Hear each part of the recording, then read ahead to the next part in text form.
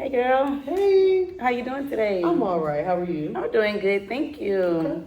I look forward to guiding you within your counseling journey. I'm looking forward to you. And before we get started, I'd like to share a document that will make you aware of the guidelines within our counseling relationship. Okay. Is that okay? Yeah, that's fine. Okay. So, just a little insight of myself. This is my first year in graduate school, receiving my master's in school counseling at North Carolina NC State University. Oh, okay. Happy Pride. Okay, yes, ma'am. Yeah. I am under the supervision of Dr. Wolfgang, and just to let you know, like this session will be recorded. Is that okay with you? Yeah, that's fine. Okay, good. I usually use the choice theory, which helps give my client the approach to allow them to base their thoughts and feelings on a statement because we are naturally social creatures and we need to both receive and give love within the belief that one could attain desired results through one choice and a strong sense of of the responsibility for a behavior. Okay. So that is just something that I usually go about within my session. Yeah. So just Okay. that you can be aware of that. Okay. Um, as for our sessions, unless the client requests otherwise, I tend to suggest meeting once every 2 weeks to get the most out of the counseling experience. Sessions would be 60 minutes long, and I normally take the last 5 minutes to schedule the next appointment with the clients and discuss different goals for the clients until we meet next. If if it may be like if it's in requirement for you, we can do like a Zoom session. Okay. If you can't, actually come to the Yeah. office. But Yeah. I mean, like whichever one will make you feel comfortable. Like as long as we just keep it up with our journey and everything, like that would be like really awesome. Okay. Um, all types of counseling sessions will be 60 minutes long, and we have to pay a $100 fee after each session. If you have insurance and is willing to allow your insurance to pay for it, that is something that we do accept. But before we get into that, we will go through it to make sure that your insurance company is accepted with this company because Okay. a lot of times, a lot of different insurance companies don't it's not really accepted through the company. Okay. So, Yeah, that's but understandable. I mean, I'm probably pretty sure that you'll be good. Okay. If not, you can use a credit, a credit card or a written check. Okay. See, here we go. Select companies, including Medicaid, are accepted as well. Okay. So, that's something to put in here. That's good. So, if the client do not show up for a session, I do want to let you know that they will be charged half the price of the session. Okay. So, it'll be what did it be? It was $65. Okay. Okay. And to avoid the fee, clients must give at least a 48-hour notice that they will be unable to attend the session. 48. So 48 hours. Yeah, you could I will change my information with you. You can shoot me a text, email, call, leave me a message, wherever to make things work for you. Okay. I'm here with them, whatever. So just let me know, and I won't really put it towards your next billing. The $65 for the missed appointment will be added to the next bill if that was to happen, and it must be paid after the next session. Okay. So if it's not really paid after that, then we probably won't be able to go Continue for on. it. Yeah, that's fine. I am held to the code of ethics, which entails that I am not allowed to share any form of information said in these sessions, or through client's record with anyone other than the client, if client requests them. So even me recording everything, everything is still it's still between us, sealed, nobody gonna see it. Okay. So it's gonna be good, I promise. The only time that this is acceptable is if I am issued a subpoena through the court where I must provide information about our session. I believe that you may cause harm to yourself or others, have a knowledge of any sort of abuse, or if I have your written and verbal consent to share any information. Okay. And in that case, it is up to the client to disclose what is allowed to be shared and who it can be shared with. Other than those circumstances, what is shared in this room stays in this room. Okay. We as counselors are meant to create a safe spot for clients and are held to do that and are held to do so by the law. So I hold myself to be truthful and transparent with my clients, and I wish to always provide the best care. I highly encourage clients to, things happen. So if you ever feel like you're not comfortable with something I said, make you feel uncomfortable, I really highly encourage clients to first bring concerns to my attention prior to filing a complaint. But if you just still wish to go that route, if that one against me, it is best to use the organization that I will provide. Like I would give you like a separate documentation for that. So if you feel the need, to file something against me, like you will have the information and the proper standards to go through to do that. Hopefully you won't, but yeah. All right. So with that being said, do I have your consent and everything? Are we good? Okay. Yes. If you can just. I'm sorry about that. You can just sign right there. All right. All right. Thank you so much. All right. So. Miss Kayla. Yes. What brings you in to see me today? Honestly, I've just been dealing with some issues with the family. So my brother, he and I guess to backtrack, he and I started to, we didn't grow up together. I grew up as only child. But me and him started to develop a relationship when I was in high school. And so he's 4 years older than me, so he was about to actually go off to college. And we ended up as a family, going to his graduation and things. And he and I talked a little bit prior to that. But as we continued to develop our relationship, we would speak a lot more often and, try to hang out every now and then, which was great. However, over the past couple of years, my brother's been dealing with some substance abuse issues, which has caused him to be in and out of jail and just, I don't know if you've ever dealt with an addict or someone who is down that path. Yeah. It's very hard sometimes to kind of talk to them. And so there ended up recently being a pretty traumatic experience within the family. At least it was traumatic for me. So I've been trying to, figure out how to cope through that and like what that right there looks like, because I do care about my brother, but I guess I'm trying to learn like boundaries and what that right there could look like for me. Yeah. I totally understand that. So within like just listening to how you just described about that, I'm taking as if that you may be feeling maybe a little bit of scared in a way. Yeah, I think so, because again, there was a very traumatic experience that happened where my brother, I ended up getting a phone call. Well, my mom actually did. I was with my mom, and it was somebody who was a friend of hers, and also, pretty familiar with the family, but a friend of hers who lives in the same city where my brother lives, which is back where, of course, he's from, and close to where my mom's from. And the phone call was like, is everything okay with Kayla? Like, is she okay? Have you received like any bad news today? And my mom was like, what are you talking about? And as the lady continued, she was saying that my brother had like pretty much passed away. And I received the phone call, and so I immediately went into like panic mode and was trying to call my dad, and like I tried to call my brother, and like he didn't answer. My dad answered. When my dad finally answered, I mentioned it to him, and he was like, "Wait, what?" And so he starts calling people.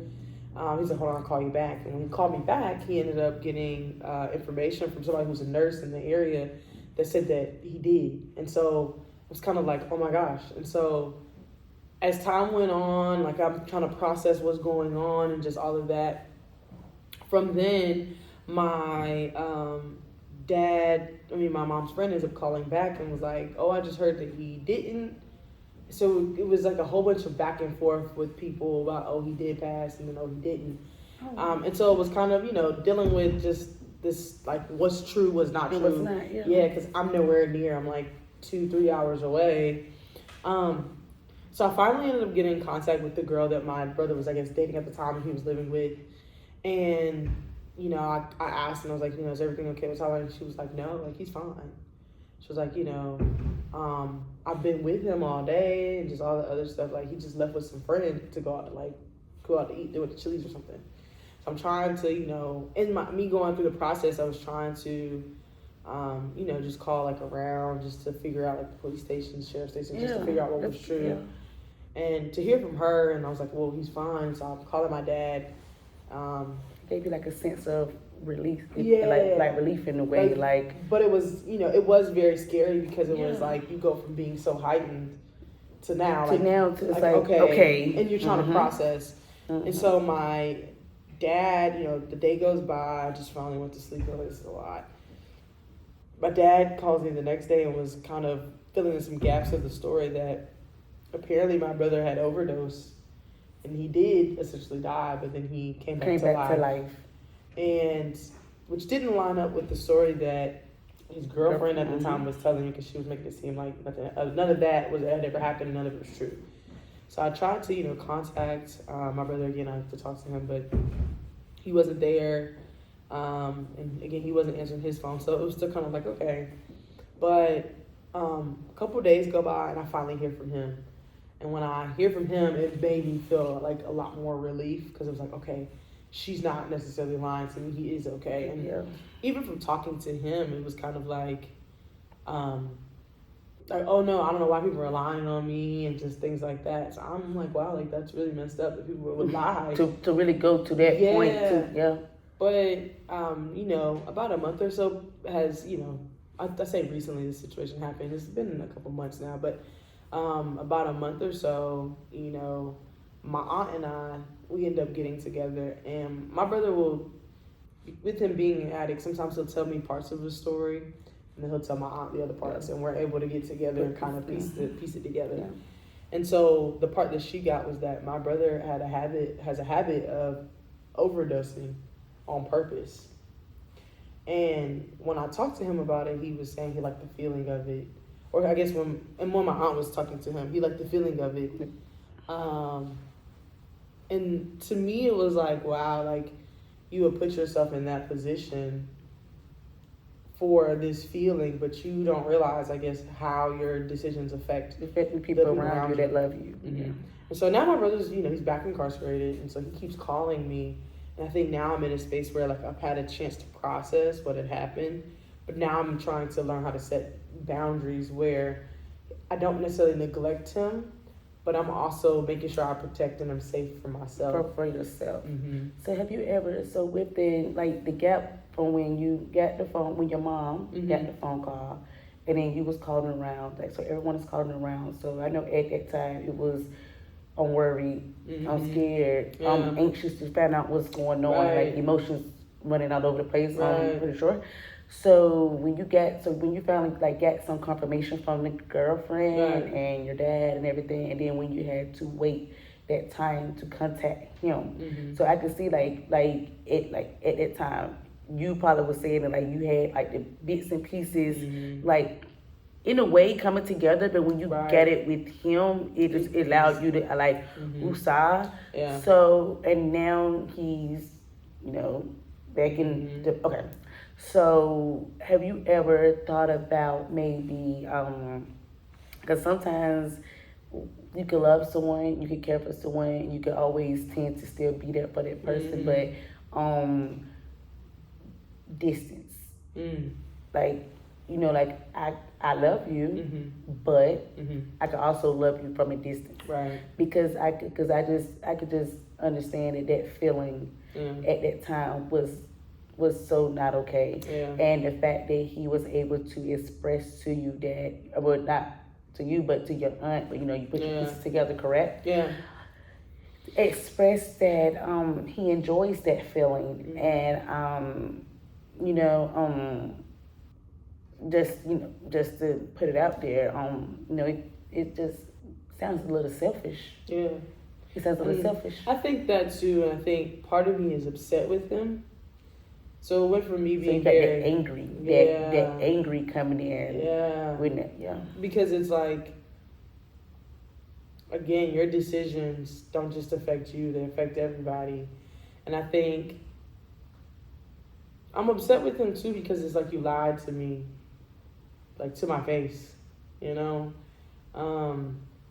I went to go see him shortly after him getting out of the hospital, and like he has to do breathing treatments and all the other stuff, because while he was incarcerated at one point in time, he ended up catching COVID when it was really big, and of course, when you're in jail, they don't know what to get. You're fine. And so it was like kind of seeing him go through that and knowing that that's him kind of, and I get it, addiction from my understanding and just what it's almost a disease, it's really hard. Yeah. You have to have a lot of willpower and to fight in a way, especially because my brother's been through a lot with our dad not being there for either one of us, his mom also not being there for him. His mom is an addict, so it's in a sense kind of so it's kind of like it kind of run for him, like within him, like that's kind of all he knew. So it's like growing up, especially with you all not growing up together and connecting at such a like older age, like in high schools, like I can feel like maybe like like it can make somebody nerve wracking. Like, hey, like this is my sibling, we're close. Yeah. So how do we make this work? How do we connect? So when you're getting these phone calls, and you mentioned that he's calling and like he's trying to set these boundaries. So with you getting these phone calls, how do you feel like that you're setting the boundaries? Like, would you say you're not answering sometimes? I try to what you mentioned, like love him from a distance. Initially, I was answering like every phone call. Yeah. Because it was like, maybe I could be the one to influence him to go down a different path. And, he would talking to him, it was like, okay, he maybe just needs somebody. And I don't mind being that somebody for him. But I realized that he was being manipulative in a way, trying to get money out of me or trying to come and stay with me or just, and me personally, because we did grow up differently, I worked really hard for the things that I had. But yeah. And I don't want him to come or, open up my home with good intentions, but because he is an addict. Because he's an addict. Anything is liable to happen. Yes. And I never want to put myself in that situation. So that's why I'm really focused on now trying to build and figure out what those boundaries look like to where I don't just leave him hanging. Because our dad really doesn't have much to do with him because of the path that he's gone. Our grandmother really doesn't, do anything with him. My aunt and I are probably the only ones, except for his grandma, his other grandma, his mom's side, who, but his other sisters don't really want much to do with him. He's kind of just losing people left and right. Right. And it's because of the fact that he's, facing this addiction and just going through that. So I do try to love him from a distance, though, now. I don't answer as much. And he calls me at different times during the day. I think, of course, if you're taking a phone call from prison or whatever, you have to essentially pay to be able to take those calls. And in my mind, I'm kind of like, I don't, again, want to leave him hanging because he may just need somebody to talk to, but me paying even 10 cents and all the other stuff is kind of like, because I just know how our conversations have gone in the past, and I feel like he's going to just tell me a whole bunch of things that he thinks I want to hear. That you want to hear. Yeah, and so that's not necessarily the case, and while I do love him, like you said, I don't think me loving him in the way that would normally work for someone who's not in his position, I don't think that's the way that I want to go. Yes, yeah. So I'm trying to figure it out and figure out what those boundaries look like. And even then, I don't know if not answering phone calls is enough, or if I should be doing something else. You should be doing something else. Yeah. Well, but the way how you basically expressing how things going within that, it made me think that maybe like you're feeling more so worried, and I hear a little guilt there. And I correct me if I'm wrong, because that's pretty. I may be but by listening to the way you express things, starting off with growing up in different paths, like you didn't go through the addict stages growing up, so you didn't see that. He seen that. He became that. You didn't. So trying to build that bond, and just because this is your brother, your sibling or whatever, and you share the same blood, that guilt is coming. It's like, man, I kind of feel responsible. Like, I mean, I wasn't there, but I want to be there now because he don't have no one else. But sometimes you have to think that the choices that he made in a way allow for people to not be there for him the way you're trying to be there for him. Like, you did come in at a later time in his life. You know, he was kind of dealing with them for longer. Right. So you're trying to make up for the lost times. And then as you're making up for the lost time, you're starting to see, like, hey, like, you're asking to, to come live with me. You're asking me to send you money. You're asking me to do this. Like, I'm there for you. Right. Like you said, like, we could love you from a distance. Like, I'm there for you, but wait a minute. Like, I'm not your mom. Like, I'm your sister. Like, I'm just a support person for you. Like, I could be that shoulder that you could lean on. Right.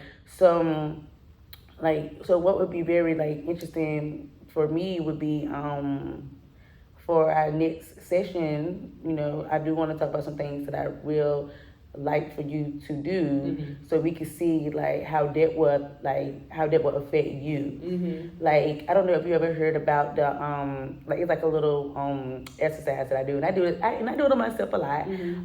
I write down the good and the bad, the like the right and the wrong, and it depends on, like, and you can do it in, like, different ways, like, but the biggest one is the relationship, like within brother, sister, significant other, the relationship with your coworkers. Like, what brings the good out of this? The pros and the cons. Okay. What do you build in your relationship with your brother? What can that bring out of Kayla? What can that, like, how can Kayla benefit this relationship? Not only, not only because it's my brother. And sometimes I feel like we come from that community that, I know growing up a lot for me, I heard my aunt and my mom and them say, get it to your sister. Like, that's your sister. Like, give her your last piece of pizza. And it's like, because that's my sister? Like, like, how is that okay? Because that's my, because it's my sister. But, like, I don't want you to feel like you have that thought in your mind that, because this is my brother, I have to give. I have to give. You don't have to do anything but what Kayla desires to do and what Kayla feels the need to do. So I do want you to take the time to write down the pros and the cons of this relationship. Now, sometimes at the end, you're going to realize one side will be longer than the other side. Right. It happens. Yeah. Dwell on it. Read it. Okay. Think about it. Okay. If the good outweigh the bad, if the bad outweigh the good, it don't mean that Kayla is going to take that step right there and say, oh, no. Like, I'm done. Like, because change allows time. It allows you time to get into a relationship with him. It allows you time to meet him. It allows you time to just feel the need to try to gain any type of communication or trust with him. So, like, just take your time and just think about it. So that be I do agree. I think you hit on something where it's like, I never thought about it like that, where I do feel guilty. Because, I look at it as, like, I was blessed to have a mom who, even though our dad wasn't there for either one of us, my mom was still there. Your mom was still there, yeah. And even in the time that I got to spend with our grandmother. But I think, too, to watch, like, our dad's side of the family and how they treat him versus how they treat me. And, from that, I would say that I also feel sad a little bit, because I think if, like, our family has shown me when dealing with him, if I would have also gone down a similar path, I would be just as disposable as they have treated him. So with you saying that, tell me how that make you feel. Honestly, it makes me feel sad, and it makes me feel like, I don't know, like, I think, I realize, like, I can deal with some type of abandonment issues in a way. One, just because of, our dad just not being there, and along with some other stuff that's happened in life. But I think that, and knowing that, just further feeds, like, wow, if I didn't choose, or if I didn't show up, or, I've learned one thing about myself, that growing up, I was very performative and very much so, like, I feel like I have to show up this way, and, like, knowing how to show up in certain spaces to make everybody else in the room feel a lot more comfortable or whatever, and just still being true to who I am, because any version that I showed up as was me, but it was very much so with the understanding that, like, in order for me to be accepted or, like, valued or whatever, I have to show up like this. And I think that even happens with our family. he's the oldest out of all of me and our two cousins. So out of all the grandkids, he's the oldest. I'm the second oldest. Mm-hmm. And so where he lacked, I had to pick up. You had to pick up. And I ended up having to be the example for our other two cousins. Mm-hmm. But like, it seems like if I would have also been, you know, in a sense of like the family F up, like, you know what I'm saying? Yeah. Then along with him, then we both would have been kicked to the curb. And that's very hurtful to know, Mm-hmm. because it's like, dang, like, all it was just a slight change in the direction. Change in that direction. And I feel like quick as that. yeah, and I feel like he had the chance to also go in a similar direction. It's just he grew up in the streets versus me having, you know, my mom You who had was that love, and you that had the foundation, like Yeah. you had that, like, yeah. Yeah, so feeling guilty I never thought of it like that, but I do, and it's like, you know, and I think that is why I try so hard to be there for him. Mm-hmm. But I have a better understanding that like I can't show up for him in the way that I once did because, you know, or I once tried to, because it's just one, he's again an addict and he's not in the same mindset. But then two, as you stated, like, that's not my place. I'm his sister, not our dad or grandmother or his mom or whatever. Yeah. But at least it is like, but you just like express like how like he's the oldest, you're the second oldest, so you feel like you had to pick up the slack that he wasn't bringing, and so you had to pick up. So, I'm hearing that Kayla is the foundation. Kayla feel like she's the foundation of what's going on now, of what the generation is becoming in the family now. Because our aunts, our parents, like, they're getting older. Yeah. So someone have to keep it going. Someone have to keep that like up there. Yeah. And I'm feeling that you have to take upon all this responsibility. Yeah. And it's like, and it's gonna allow you one that you're gonna break. Yeah. So I want you to really like take your time. Yeah. Relax. I'm not saying cut off the boundaries with everybody, like cut off ties or this. I'm not saying that, because at the end of the day, with him being where he's at right now, he's gonna need a listening ear. Yeah. He's gonna need someone. Like if he called and, you know, hey, how are you? Listen, we can set a boundary that we can set different boundaries within that. Was we're gonna talk between 3 to 5 minutes. Yeah. That's it. Okay. That's all. Yeah. That's something that you can maybe like think about it. You know, it may, you know, like it may take time, but that's something like just like try it out and see like how it is. Cause then he would know like, oh, like she's playing no game. Like I can't get over on her. Yeah. He's probably used to that. He probably used to that. Like, you know, like people that used to take drugs, like they're usually like they talk a good game. Yeah. And they know how to get you. It's all about the mind game. Like the mind game, like they know how to play it really well. But I want you to take that time to really think like, okay, like if I start doing this, and then if he like, for instance, like you say, he like, you know, asking for things, and if he tends to take you into that direction of asking, like he wants you to give, and he just sitting there taking, change the direction of the conversation. So what do you eat today? Yeah. What time do you wake up? Yeah. Like, we're gonna make this about you at this time. We're not gonna talk about what I could give you or what good could come out of you just being here. Like, understanding, I'm your support. Yeah. I work hard Yeah. to get where I'm at. You know? Yeah. So it's like, I love you, but I'm not gonna allow you to Take try to take advantage. Exactly. Yeah. Exactly. So I really next session, you know, and we're gonna set that up with everything. But I'm looking forward to hearing like the things that you wrote down in your list. And it don't even have to be sentences. Yeah. You don't have to be a paper. Just jot down some words. Okay. Just jot down some words. If you want to say take, if you want to say up, if you want to say down, you would know how that make you feel within that certain situation. Because I could really see that situation takes a hold of me. Yeah. And the fact that you still have to get up every day, you still working a full-time job and everything, correct? Yeah. And you recently you just got a house. You did, yes. So yeah, like, and congratulations on that. Thank you. And so you have big things coming for yourself, and I can really see that this is taking something upon you, and I don't want anything like that to take away from what you're able to do and your ambition into life. Because I see that you see the light, but within you get into the light, you gotta say that.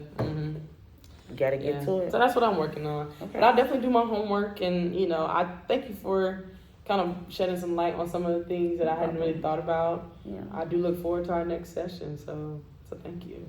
And you too. You have any questions for me? Anything? No, I think other than I will make sure that I get the payment. So you said you do take certain insurance. But within it was our first section. Okay. So the first section, I meant to let you know that. So I'll give you the information. Yeah. So this is I'm not going to charge you the whole full. Okay. Because it's a shorter session. Okay. It's a shorter because, like I say, it's a 60-minute length. We only was here for about 30 minutes. I will, be charging half, and then we have an understanding. We have an opening, and we're going to see how things going to get within us and everything. I look forward to it. I look forward to it. So thank you so much, Kayla. Thank you. It's a pleasure. It's a pleasure, girl. All right.